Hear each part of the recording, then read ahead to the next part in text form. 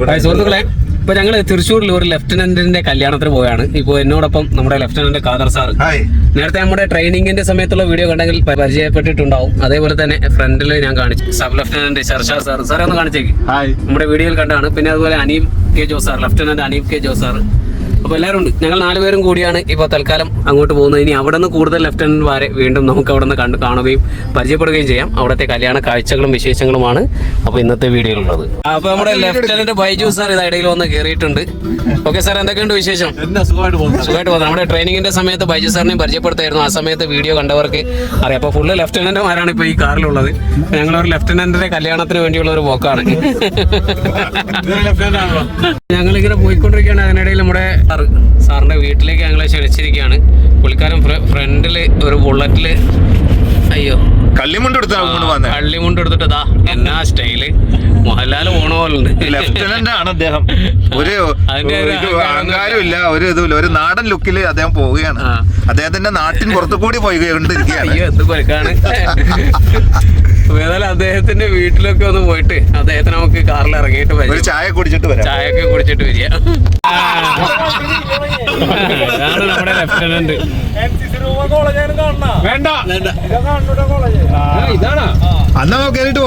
Lieutenant Jelson സാറിന്റെ വീട് എത്തിയിരിക്കുകയാണ്.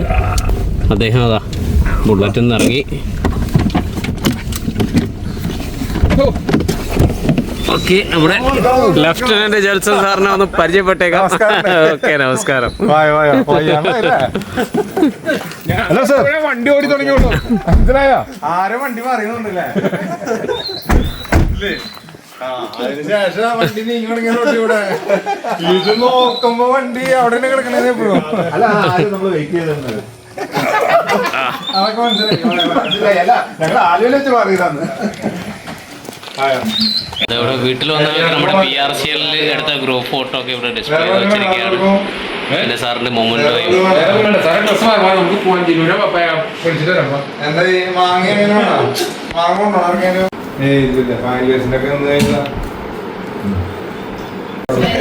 അത് കുഴപ്പമൊന്നുമില്ല. അതൊക്കെ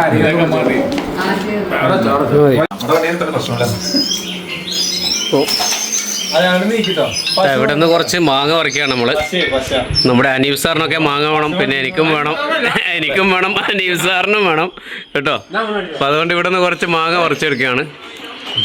ഇനി കുറച്ച് മാങ്ങയും പറിച്ചിട്ട് എടുത്തോ, കൈ കൊണ്ട് എടുത്തോ. നമ്മുടെ ലെഫ്റ്റനന്റ് ഖാദർ സാറാണ്.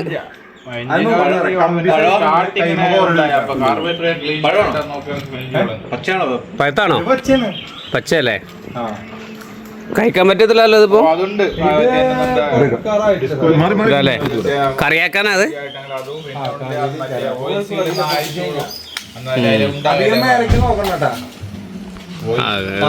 പശ വരുമല്ലേ? അയ്യോ, അതെന്തേ? അത് ശരി.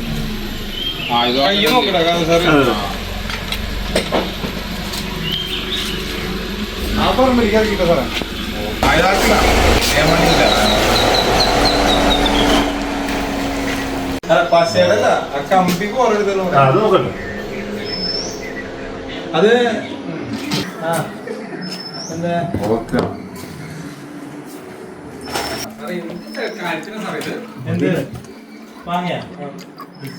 വേണ്ടേ? എനിക്കും വേണം. അനീസാറിന് വേണ്ട, വേണം. എനിക്കും ഷർഷാദ് സാറിന് വേണം.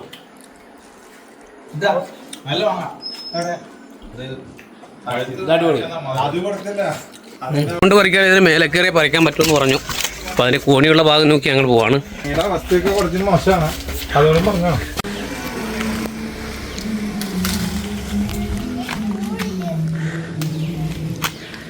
ഞങ്ങൾ സാറിൻ്റെ വീട്ടിൻ്റെ ടെറസിൻ്റെ മേലെ കയറിയിരിക്കുകയാണ്. അപ്പോൾ ഇവിടെ നിന്ന് കൈകൊണ്ട് പറിക്കാൻ പറ്റും കേട്ടോ. നല്ല അടിപൊളിയാണ്. ഇത് കണ്ടോ, നമുക്ക് കൈകൊണ്ട് പറിച്ചെടുക്കാം. ആഹാ, അടിപൊളിയാണ്. ഇവിടെയൊക്കെ ഇങ്ങനെ കാഴ്ച കിടക്കുകയാണ്. ഇതിനത്ര സ്ട്രെങ്ത് ഒന്നുമില്ല. എന്നടിഞ്ഞു പൊളിഞ്ഞ് വീഴാന്നറിയില്ല. അത്ര വലിയ സ്ട്രെങ്ത് ഒന്നുമില്ല. ഇത് പഴയ വീടേ. ഇവിടെ ഈ ഭാഗത്ത് വാടകയ്ക്ക് നിന്ന് മതി. അപ്പൊ പഴയത് തന്നെ മേടിച്ചു. ആ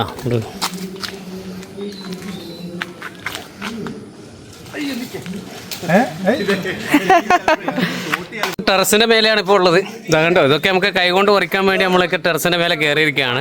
അപ്പോൾ സാർ അവിടെ പറിച്ചുകൊണ്ടിരിക്കുകയാണ് നല്ല മാങ്ങ നോക്കിയിട്ട്.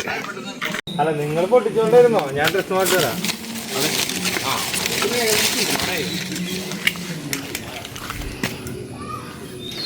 സാറേ ഇവിടെ ഉണ്ട്. ഒരു മിനിറ്റ്.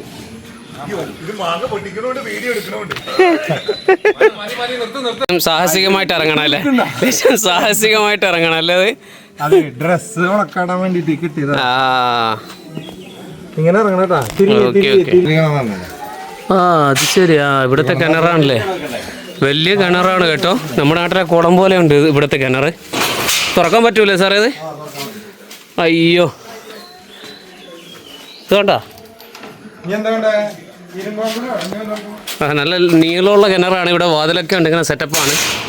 അടിപൊളി കിണറാണ്.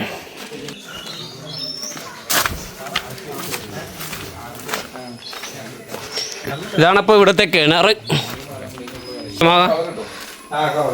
അതെ, ഒരു കവറ് പോരാട്ടോ. എത്ര പേർക്ക്? നിങ്ങൾക്ക് 3 പേർക്ക് വേണ്ടേ?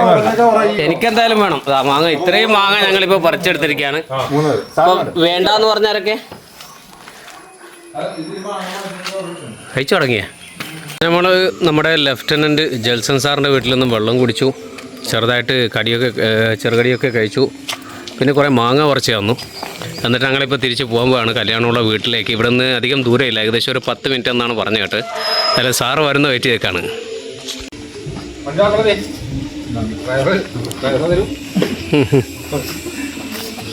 അല്ലെങ്കിൽ ഞാനിപ്പോ എത്തൂല.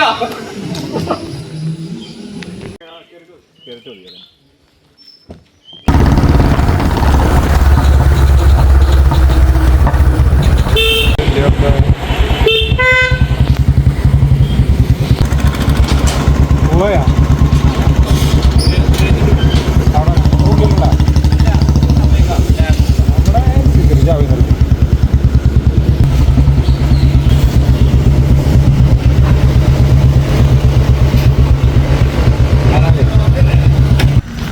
നമ്മുടെ ലെഫ്റ്റനൻറ്റ് ജെൽസൺ സാർ വർക്ക് ചെയ്യുന്ന കോളേജാണിത്. അപ്പോൾ അവിടുത്തെ NCC റൂമിലേക്കാണ് ഇപ്പോൾ ഞങ്ങൾ പോകുന്നത്. ക്ലോസ്ഡ് ആണോ?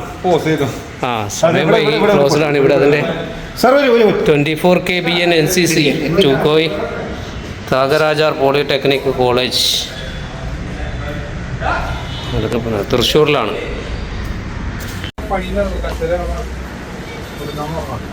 ഇതാണിപ്പോൾ ഇവിടുത്തെ NCC റൂം അല്ലേ? ഓരോ കൊല്ലത്തിണ്ടാവും.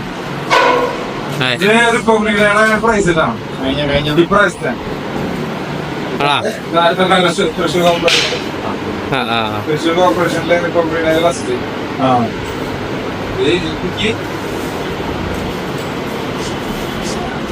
ഇത് ഇപ്പൊ കിട്ടിയിട്ടുള്ള റൂം ഒരു ബാത്റൂമിന്റെ അടിയിൽ കിടക്കുന്നുണ്ട്.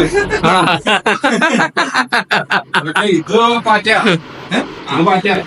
വെയിറ്റില്ല. എന്തെങ്കിലും ഒരു ആകൃതിയില്ലേ? സാധാരണ കൊന്നവടി പിടിക്കാനായിട്ട് നല്ലത്. ഇവിടെ പിള്ളേര് കൊന്നവടി പിടിച്ചിട്ട് പഠിക്കും. അതിനാട്ടി നല്ലതല്ലേ?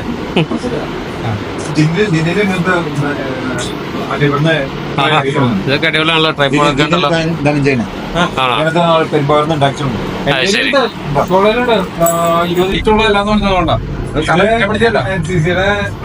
പോളിടെക്നിക് കോളേജ് എന്ന് പറഞ്ഞു കഴിഞ്ഞാൽ 1956 എസ്റ്റാബ്ലിഷ് ആയിട്ടുള്ള ഒരു ഇൻസ്റ്റിറ്റ്യൂഷൻ ആണ്.